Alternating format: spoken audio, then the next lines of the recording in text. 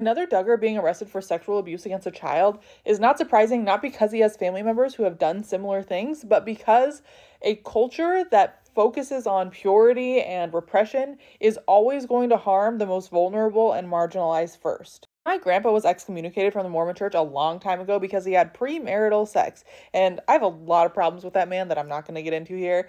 But if you are risking losing your entire community, you could get excommunicated from your church and not be able to talk to anybody in your church ever again because you have sex.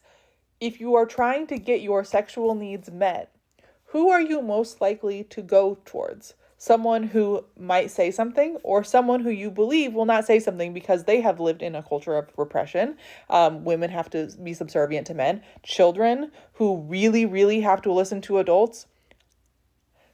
It almost encourages, in a way, you to get those sexual needs met with someone who you believe will keep their mouth shut. That's not to say that that response is reasonable or even understandable. It's terrible. And the culture that they're living under is almost increasing the likelihood that it will happen.